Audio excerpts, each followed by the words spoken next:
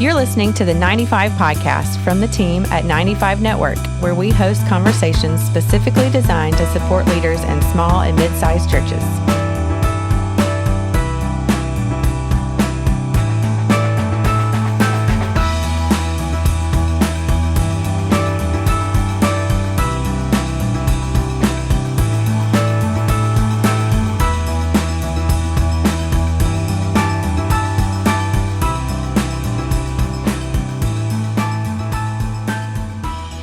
Hey everybody, welcome back to the 95 podcast. This is Dale Sellers, Executive Director of 95 Network, hanging out today with Derek Sanford. This is the second time Derek's been with us. He lives in the sunny north. Yeah. And we're going to talk all things just how to empower your church today. I have a great admiration for Derek, and I'll talk more about that in a minute. But before we dive into that, Derek, how you doing today? Doing great. Doing great. Yeah. It is sunny today, but there's also about 2 feet of snow on the ground. So, tell everybody where you live. yeah, I'm in Erie, Pennsylvania. So we're, the northeast of the country, and we live right on Lake Erie, one of the Great Lakes. And so it's beautiful in the summer and very snowy in the winter. We get this thing called lake effect snow. So it comes marching across the lake and just dumps tons of snow on us. So yeah, when I tell people whatever you see happening to Buffalo on the national news, it happened to us about an hour earlier. So do you think the name Erie came from the fact that your winters are just not very? It's a little eerie. Yeah, well, we're excited here. We're recording this toward the end of January in 26, and we've actually had an ice storm last week. Got a big snowstorm. It's supposed to hit here in the south. Now we celebrate snow here. It's like a holiday for us. But you guys, it's just like, oh, it's snowing. Who knows? Yeah, exactly. Yeah, I think we got 18 inches overnight, and they still had school. So we won't have school for a week if we right.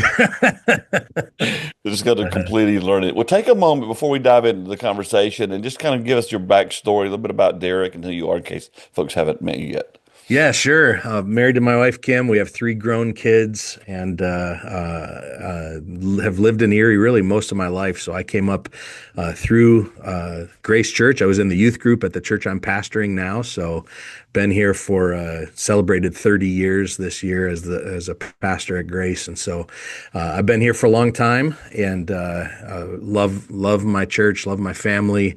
And we have our first granddaughter. Recently, we were talking about grandkids off the air before we jumped on here. So it's the highlight of my life. So yeah, I've been here for a long time, and it's kind of weird, pastoring the church for this long in a town that you grew up in. Sure. There's people that walk in on a Sunday, and I look at them and go, "Oh my goodness, you know too much. You can't be, you knew me back in the day."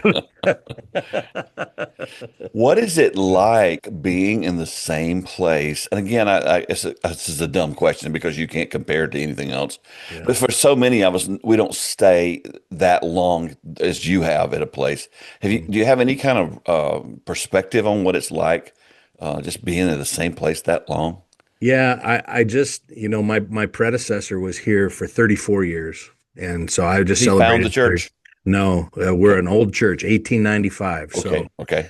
Back, it used to be the Swedish Baptist Church. So literally a bunch of 19 Swedish immigrants started this church on a street corner in downtown Erie. But I think the longevity, obviously it does something for me just in terms of faithfulness and being able to see people through entire generations of life cycles.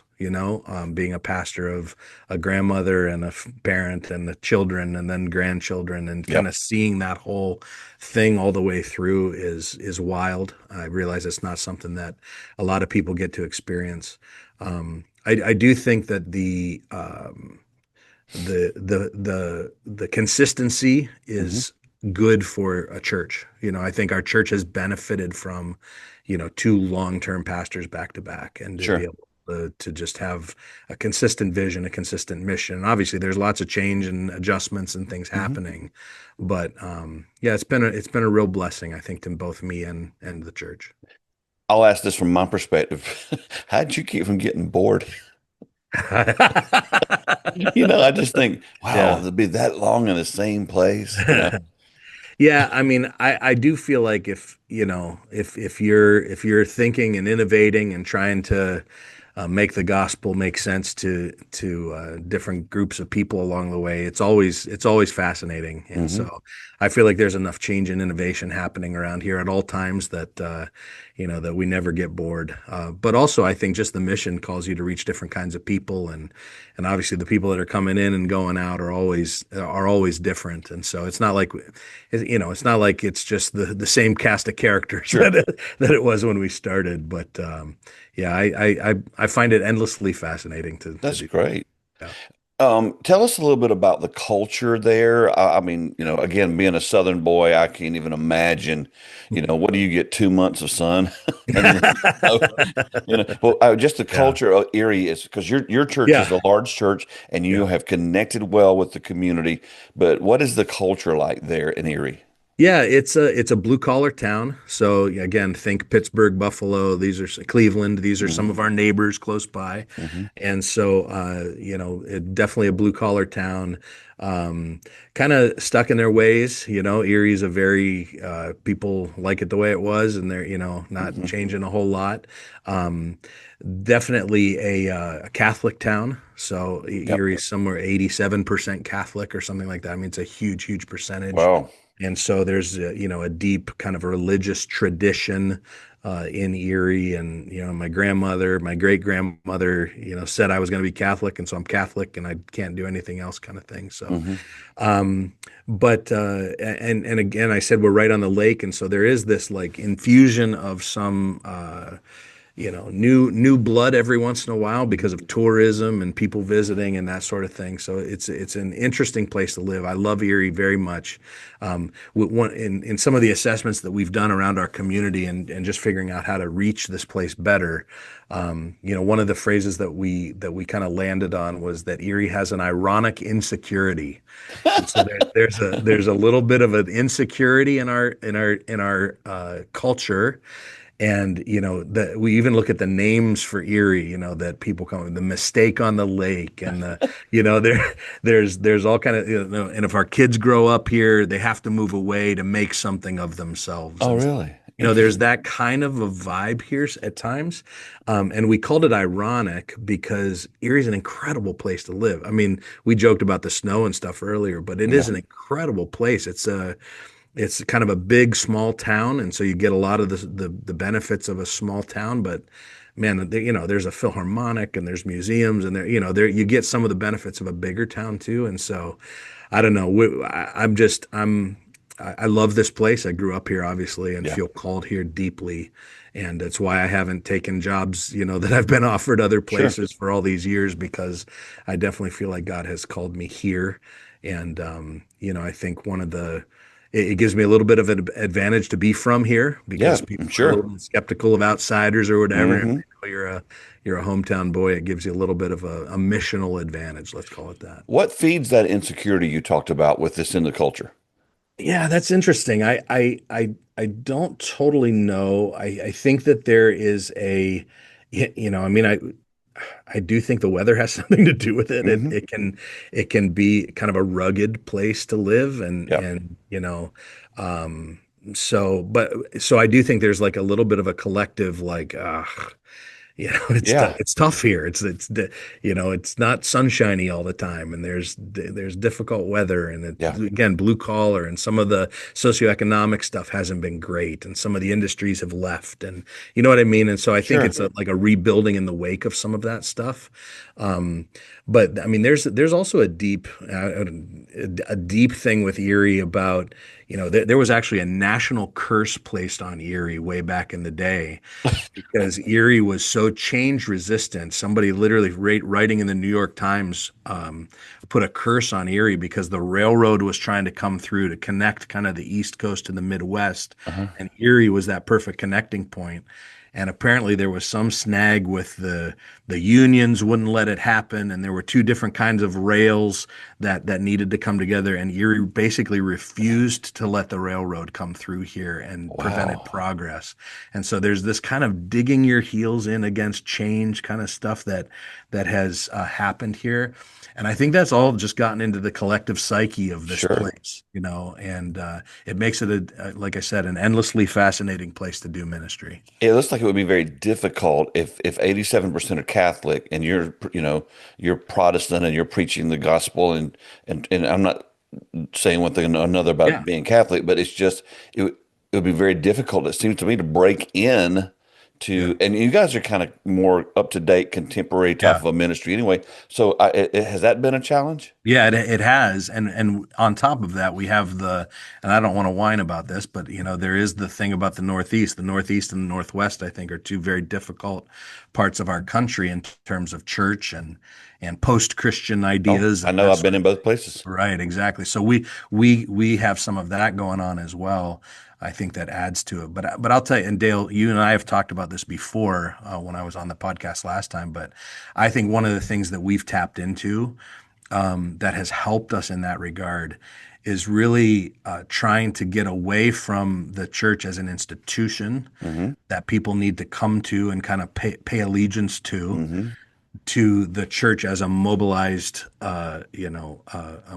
force in individuals who are living out their calling and understanding how God has made them. And, so we've really leaned into this like volunteer culture, high capacity volunteer culture, where we're saying it's really not about the paid staff and the kind of the institutional model, but it's about sharing ministry with individuals to understand how they've been gifted by God and really asking them to do incredible things in the church, kind of taking the lid off of Yeah, what people can do and just saying, hey, you can rise to any level of this organization that you're gifted to do if you want to. sure. And I think that has given us an edge in terms of just being relatable, Hmm. that it feels like everyday people can kind of find their place here and Yeah. find a purpose here. And I think that cuts through some of that wall that exists between the skepticism between Hmm. churched and unchurched and Catholic and Protestant and some of that stuff, because people are seeing real people who have been changed by this, and all of a sudden there's this proof of concept that maybe the gospel can cut through some of that. Was this shift or focus of what you do, was this a strategic thing you guys did, or did it just organically happen over time? Because, the first time I had you on, you had just released your book, The Untapped Church, Yeah, which, untapped. for me, I mean, it's just, I'll say even more so that I've talked about you all over the country. I've talked about you and your church because y'all are as close of a biblical Ephesians 4 model that I've ever come in contact with. Mhm. And I just want to know, that it happened organically, or was it a strategy that you or either the former pastor kind of took it down that road, or how did it come about? Yeah, I mean it's been kind of accidentally. I don't know, accidentally. It's been in our DNA for Sure. a little while. We've had some of these kind of key roles filled by volunteers, like even way back when I was first starting. But I would say that right around 2010, when I became the lead pastor, we started to have some conversations around just like, what is our great strength as a church? What is our, Sure. and when people started talking about, well, what about our people? And I had this aha moment of like, oh yeah, our people are our greatest strength. And I think Hmm. that's probably true of every church, whether It we is. admit it or not, of just go, listen, our greatest strength is not our worship team. It's not our kids ministry. It's not our building. It's not our Nope. whatever. It's our people. Like that gives us access to all kind of stuff that we wouldn't have access to other ways. Yep. And I think it was that realization and then some early leadership team meetings that we had where we sensed God calling us to do more than we had paid staff to do. Hmm. Hmm. And to just go that our vision is too big for what we can afford from a staff perspective. And we had to make this decision to go, are we going to let that stop us, or are we going to figure out another way to do God's vision? And I think that led us to begin to allow our imagination to run wild about are there people in our congregation who could do more than they're doing and who are literally just waiting to be asked to be involved. And that this untapped word that I landed on it in my Hmm. book, that word means available but not used, Yeah. untapped. And I just think it described our church. I think it describes a lot of churches, that there are people who are available, but they're not being used because we haven't had the imagination to ask them. I think that for a lot of churches, they give up on a big vision or they give up Yeah. on impacting their community because they look at it and go, we can't afford it, Yes. which is where you were. Yes. But I've always said that, the greatest asset we have in our churches is our people. And here's the thing I think you guys have really tapped into, to use your word. I tell churches, look, quit waiting for someone who is a really quote unquote quality server or quality member to leave the church they're at and come to your place. Start mining the people. And That's what I right. mean by that is, gold and diamonds and silver, it all comes out of the dirt. Hmm. And Right. sometimes, our great people they don't come to us ready made. That's right. Tell us how you kind of identify and transition people from, well, boy, that we found potential, but right now they're not there. Yeah. Yeah, I mean, I think there is a development process. I do think also that even just taking that step that we took to say, yeah, you can actually do stuff here that Yeah. you're not going to be under the thumb of, the pastor or a ministry leader. Like, we're going to let you do some things. That's big. But yeah, there is a training component. I would say we're learning more and more about this these days than we even did when we started to try to start this culture Okay. in the training space. Just because, one of the interesting things to me is that people would ask me often, is there stuff that you didn't include in your book that you wish you had? This was a common question I was getting on Sure. podcasts or whatever. Sure. And I would always say then that, yeah, the one thing I regret is that I really kept the finish line inside the walls of the church. So Mhm. that we kind of made our highest pinnacle of volunteerism, if you will, Yeah. to be on our staff inside the walls of the church Hmm. doing ministry in the church. And I said, I really don't think that's where ministry ends, but we kind of created almost a false finish line there. Yeah. And and this is again more of a recent development, but as soon as we started to reimagine, okay, what does ministry look like outside the walls of the church? It started to change how we trained people. And I think this training and development idea, Dale, is what you're getting at of like, how Yep. do we take people who may be a little bit raw or may not know exactly what they're doing and help to train them. And here's what I would say that I've discovered almost to my shame recently is that most people really don't know what to do. They don't. Don't know what to do. Like, we preach at them all the time, and I Yes. preach till I'm blue in the face, and I say, Yes. "Hey, witness to your neighbor, or Yes. use your spiritual gifts, or pray every day." And that sounds nice, and they have no earthly clue what to do. And we have, so not even just from a ministry standpoint, but just in a discipleship standpoint, we've kind of put hands in the middle here and say we are recommitting to training our people, Hmm. and that looks really different than teaching our people. And we're saying, what would it look like for us to shift from being a teaching center to being a training center? And we're making all kinds of changes around that, and it's something I wish we'd have done 20 years ago.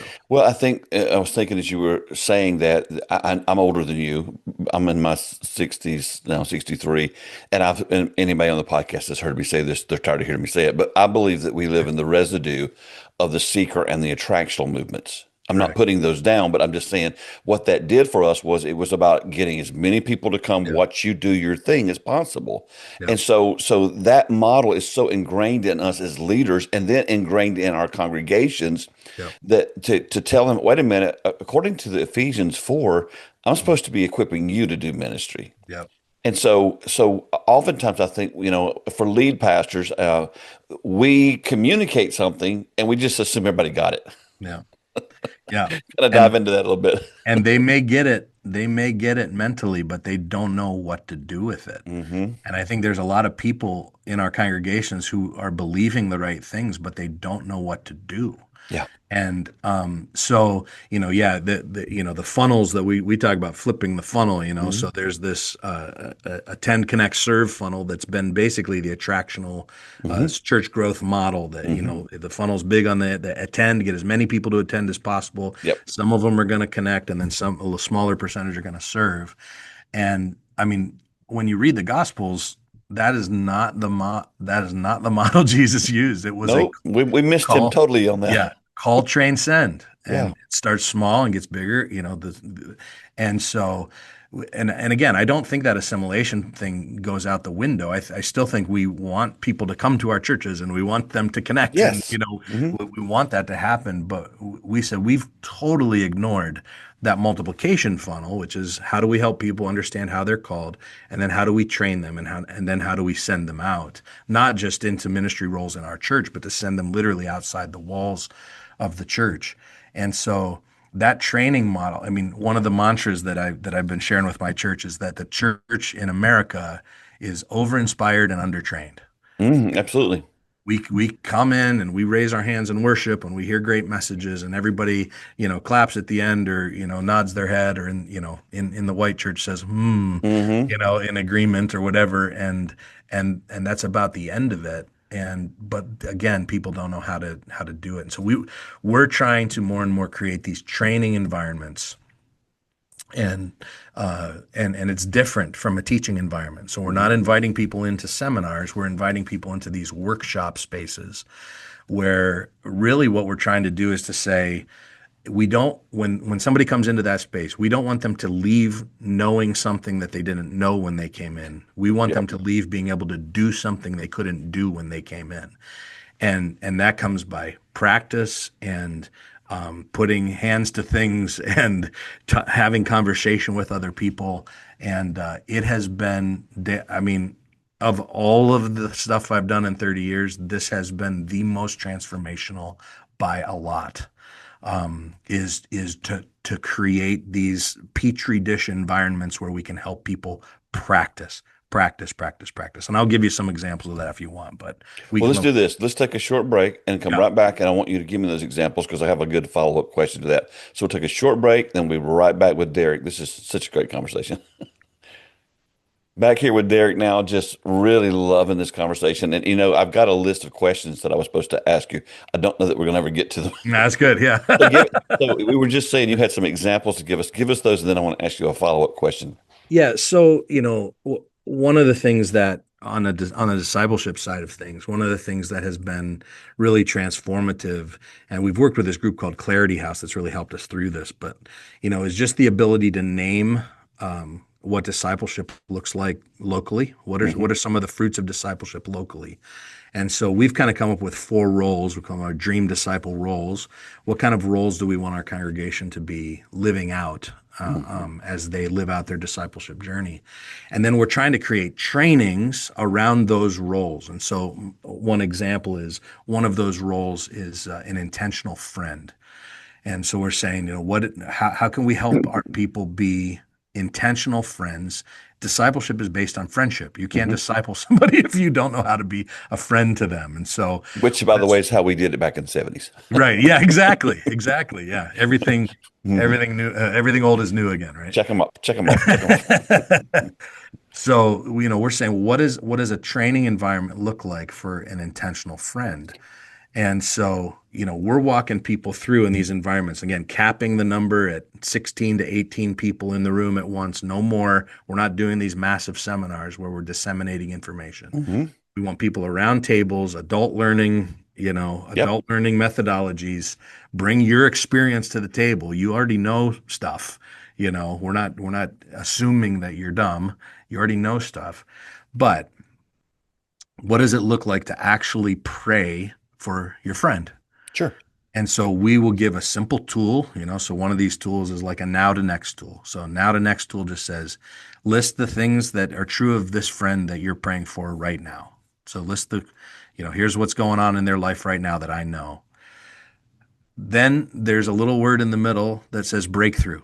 Hmm. What does breakthrough look like for that friend? So look at that list that you just made of what that friend's life is like now. What could breakthrough look like? And now make another list of next. What might God want to do next? This is just based on he who began a good work in you will be faithful to complete it. So we're just praying for our friends through this simple tool now to next. We're sharing our prayers with each other, helping people to pray. Well, now all of a sudden they have a tool that they can pray for their friends. Yep. That's not just a pastor in the front going, "Hey, you should pray for your friends." Like we've given them an actual tool. They've practiced it. They've talked about it. They can use it. They can remember it. But another situation, we trained people in what kind of questions could go into redeeming a good mealtime. Yeah, that's Okay, good. so if you have a friend over for dinner, if you have a friend over for lunch, and we actually set the room up in 3 stations. So we had like a coffee shop station where it was high tables and 2 chairs. We had a break room station that mimicked somebody's break room at their workplace. Hmm. And we had a dinner table station. And we had a list of questions. We had just people practice. How do you ask great questions at a mealtime? And we rotated them through those stations. It was incredibly powerful. We said we're not play acting here. I want you to actually get to know these people, talk to them. Yep. I had a guy come back to me in tears the week after that exercise. And again, we just talked about questions, the question ladder. How do you go from a surface question to a deeper question, whatever? He comes back to me the next weekend and he says, listen, he's in tears. He said, my wife and I went to a party that we go to every year. We've got a friend that owns a bunch of vineyards. He's a kind of a big farmer in the area, bunch of vineyards, has hundreds of friends come out to this fall festival at his place every year. He said he always does this big hay ride. And so we were going around the hay ride. He has all the kids. And he said, my wife and I happened to be the last 2 that were on, he's driving the tractor. We're back on the hay wagon. He said, I've been friends with this guy for 20 years. He says, so I started thinking about this question exercise that we did. These questions are still stuck in my mind, the question ladder. And so I asked him a question as we're driving along. All of a sudden, I ask him deeper and deeper questions. And he confides in me that his wife of 40 years had just left him that week. Mm. Mm. Left him, his family, grandkids, the whole thing. She just Wow. up and disappeared. He's heartbroken, but it had never come out. Yeah.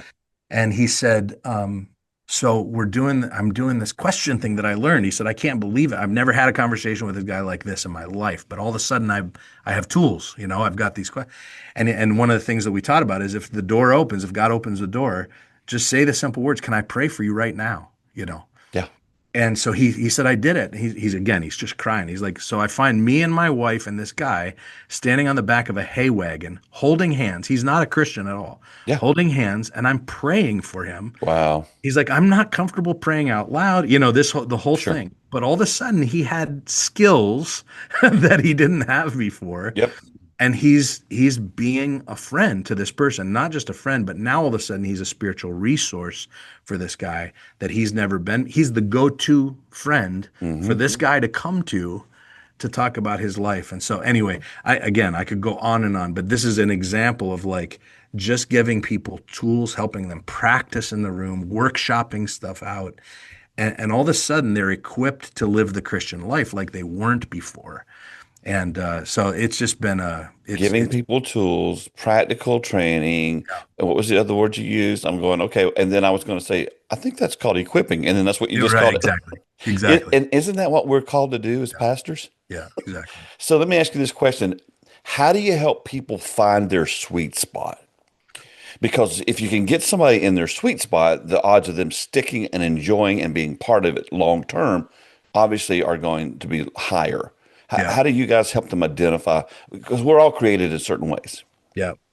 Yeah. So, I mean, I do think that there's, and I have a specific answer to this, but I do think that there is a trial and error thing that we have minimized in the church a little bit. Because we're supposed to be perfect. Yeah, it's supposed to, right. And we're supposed to hit it the right time or Yep. the right first time. And, and we've got all kind of assessments and everything, we can assessment our way through something. And I do really like to encourage people to like try some stuff. And I think your culture has to be right so people can try and fail and try something else and not just give up. And so there is a cultural component to that.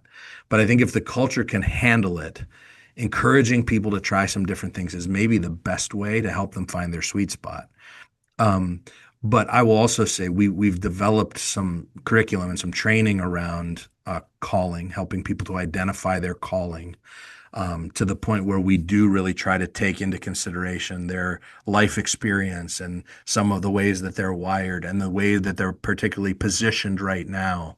And to take all of that stuff into account, it's a curriculum called Handcrafted. Mm-hmm. To take all of that into account and then say, okay, we're actually going to name, your sweet spot. We're going to name what that is. And so Right. I think there are ways to do that are more formalized, but I don't think it has to be formal, because I think places, can get discouraged about that and say, oh, geez, I got to go buy another curriculum to help. No, help, man, have the culture that will allow people to try things and fail, and encourage them to try until they find their sweet spot. Yeah, see, I didn't grow up that way. I grew up in a traditional Baptist church here in South Carolina. And again, the Baptist background is that you're saved by grace through faith. Right. It's free gift. You can't do anything to make God love you anymore. You can't do anything to make God love you any less. It's all grace. Yeah. But then you spend the rest of your life proving how saved you are by what you do. Yeah.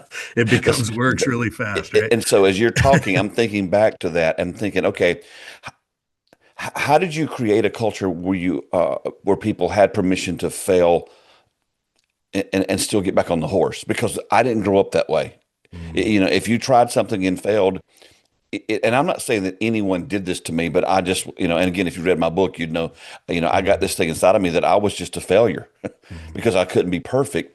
How do you create a culture like that where people can, and I think this is really good for our pastors listening, to try stuff, and then if it didn't work, that's okay. Let's try something else. Yeah. And again, I think, the simple answer is to model it. You as the pastor have to have that mindset of, I mean, gosh, look at the failures that Jesus recruited. Well, look at the whole Bible. The whole Bible. Everybody that's highlighted. Right. For us to have come to the place where we expect it to be perfect is just insanity. It'll give you a heart surgery at 53 and make you write a book. No. There you go. There's the promotional pitch. No, it's not a promotional. It's just you'll end up a mess, is what I'm saying. Exactly. Yeah. So I do think that there's a modeling component, is that you have to and to be transparent enough to talk about your own failures. I think there's a lot of us in church leadership that try to put on a veneer of perfection instead of talking about our own struggles and failures. And I think if you can create an environment that feels transparent like that with your own life, all of a sudden people are a little bit more willing to go, okay, I don't have to be, this cleaned up version of myself here. I can try some stuff and fail. The other thing is I do think that we have to get a little bit more creative and innovative about what actual ministry looks like and what the sweet spot of I was ministry getting ready to go looks this. I was going here next. Because I'll tell you one more story. That was a heartbreaker for me.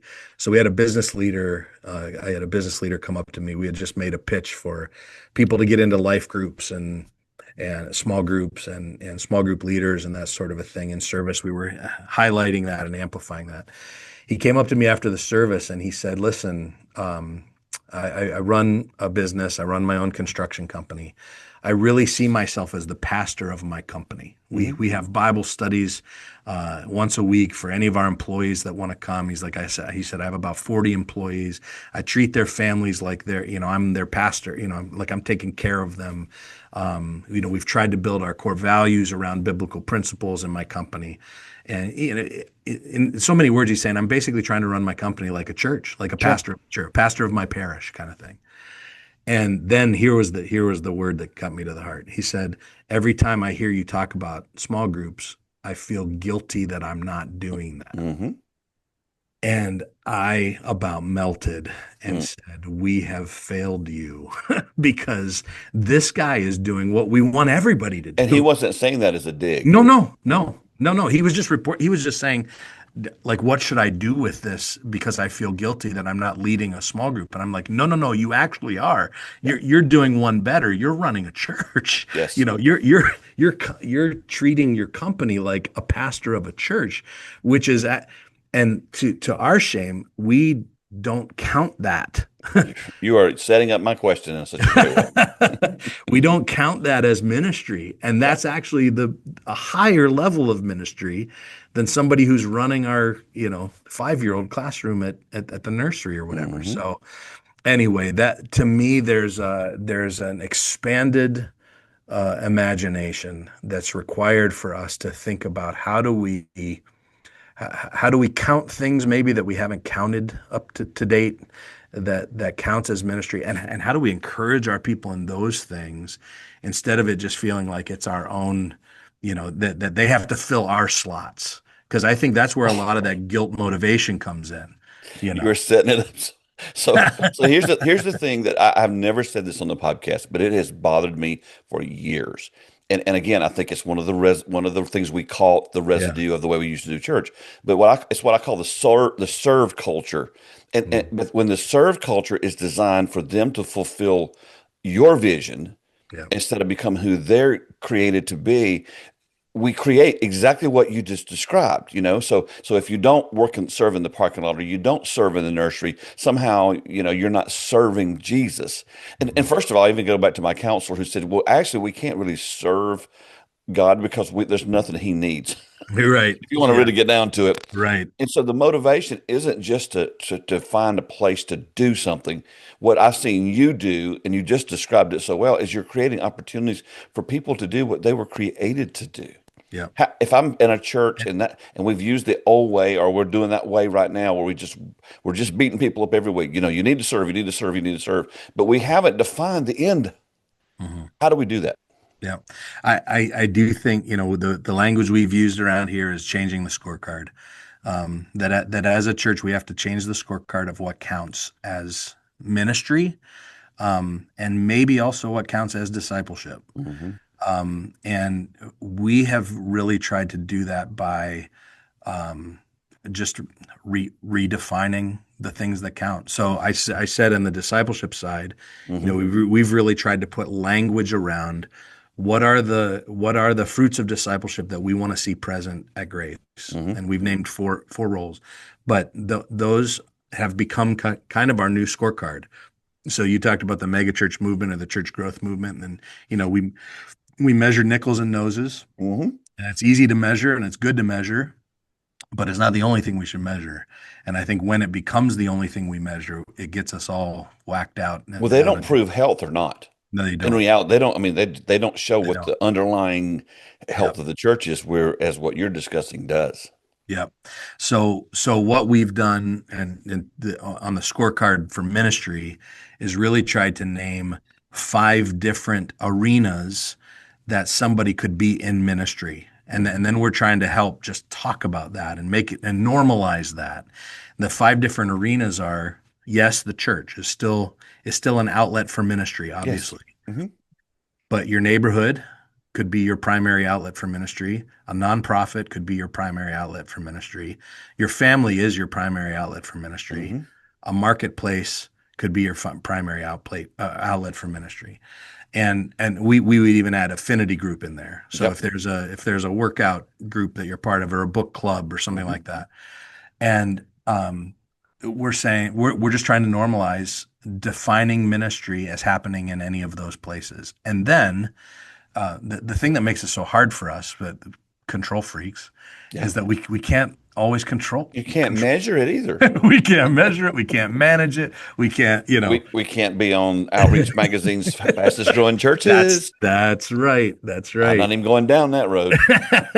But what we can do is, and we're just finding our people are appreciating it so much, is we can create what we talked about earlier, which is tools and trainings and workshop kind of experiences and cohorts of people who are also doing ministry in that space. Mm-hmm. So to say, man, if your primary area for ministry right now is your neighborhood, there's 4 other people whose primary area of ministry is their neighborhood. You guys should probably have a Zoom call once a month mm-hmm. and talk best practices and talk what God is doing, and then even report back to us if there's something the church can provide you that we're not providing you. Like, what do you need to do that better? Mm-hmm. And then we'll help you do that. And I think the more and more that we can kind of see our role as, you said, equipping, mm-hmm. equipping people for where they actually are, man, now all of a sudden we're in the game at a different level than we ever have been. And yeah, it's not under our umbrella as tightly as we'd like, but holy cow, the amount of ministry that can get done when we approach it that way is just breathtaking. Don't you think as pastors that the reason we are scared to make that shift is because we kind of define ourselves by, as you said, noses and nickels? Mhm. Whereas in reality, and if pastors would understand this, I heard Andy Stanley say this 20 years ago, that everybody's going to leave your church, including Yeah. you.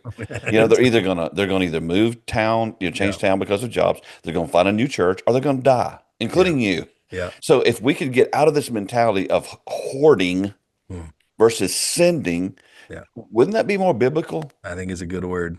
I think it's a good word.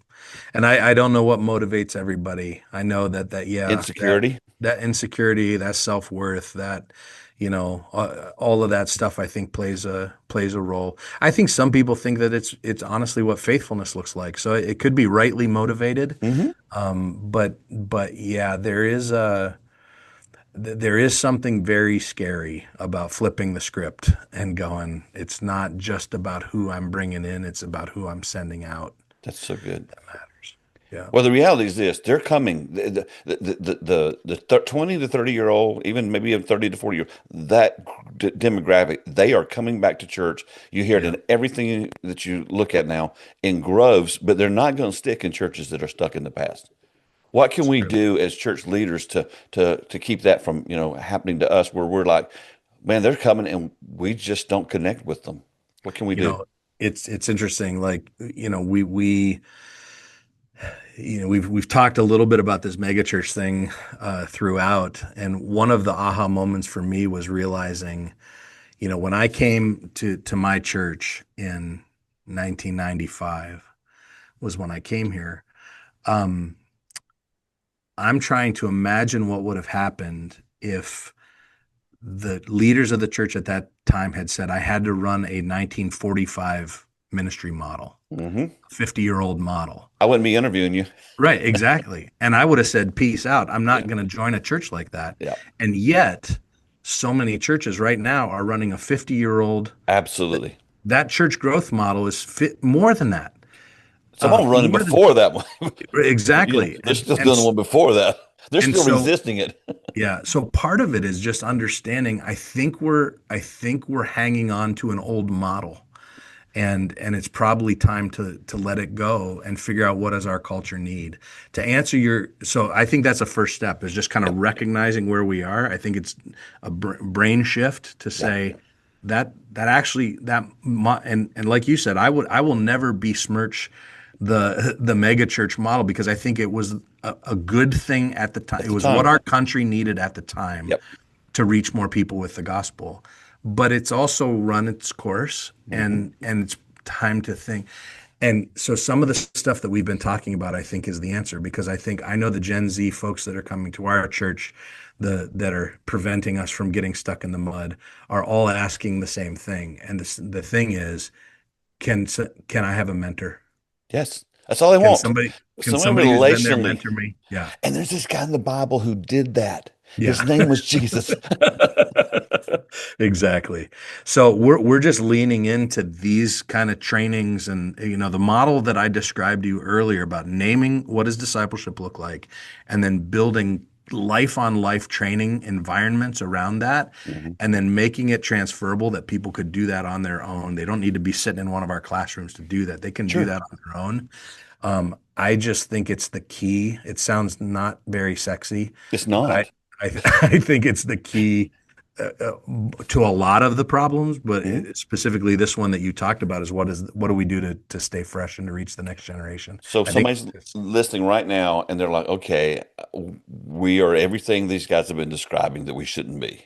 yeah, But I feel this call in my life that I really want to reach my community. I do understand people are coming in ways that they haven't come to church in years, but my church is stuck in the past. What can I do? I'm just one guy. One lady. What can I do to help my church shift? yeah. What would you tell them? Yeah, I think the playbook is the same as it's been when it comes to change in the church, no matter what the change is, and that is to innovate on the side, to innovate. You don't come to your church to announce, "Hey, everybody, we're going in a totally different direction." That's You right. innovate on the side, and you get some proof of concept that this works, and then you tell stories like mad until the church goes, Sure. okay, maybe we should do more of that. And so I would encourage people, if this is the shift that you feel like you're being called to make, some of these things that we talked about here, start doing it. Grab up 5 Gen Z people in your community or whatever, and just do some training, do some life on life education, and then start telling those stories to your church, so that they start to catch the vision of, oh wow, this is really, it works, Mhm. and it's a direction that we can get behind, kind of thing. But I don't think it's a big, blast. I would say this, Dale, I'm talking about this a lot these days on my platform, and if you'll allow me a shameless plug, I'd love to send people Do there. it. Do it. Do it. But it's it's at my website, dereksanford.com, DEREK. It'll be in the show notes too. Yeah. And I'm doing a lot of work called Reinventing Church. And so we have about 3 seasons of a podcast in the book where we're literally taking people into the shifts we're making as a church and just talking about it on the ground floor.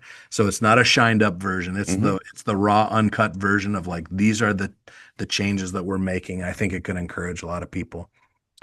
I want to ask you a question that's going to, the tension's already being felt, but I want you to address it, and it's a tough one.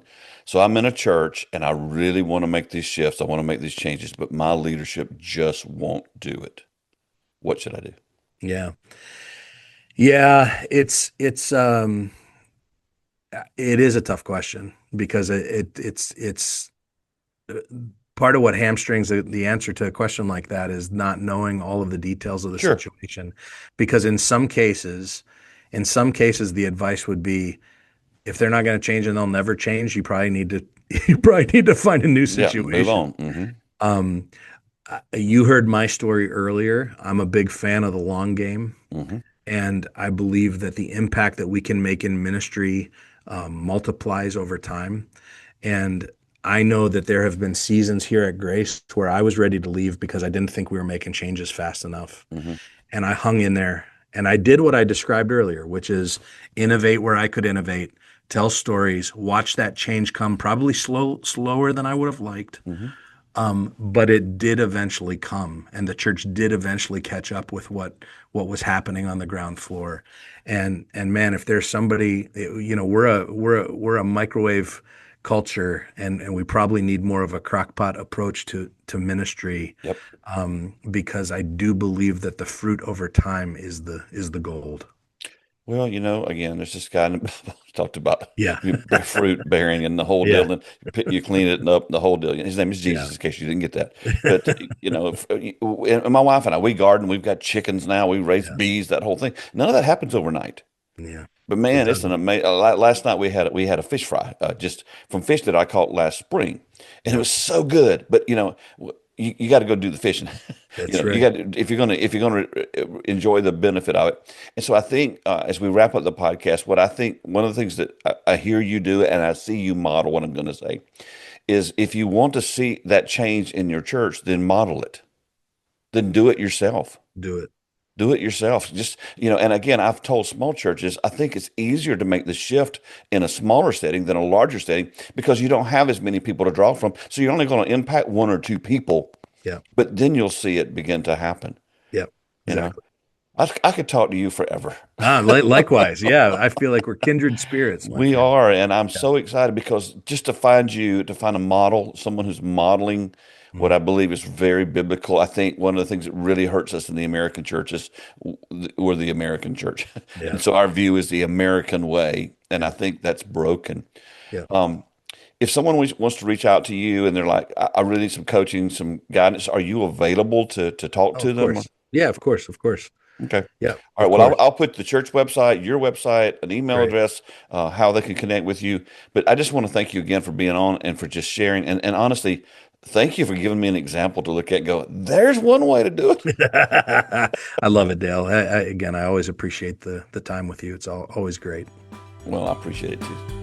Thanks for listening to the 95 Podcast. We look forward to sharing another episode with you next week. In the meantime, visit our website at 95network.org. The website is loaded with great resources created for small and mid-sized church leaders. Until next time, have a great week.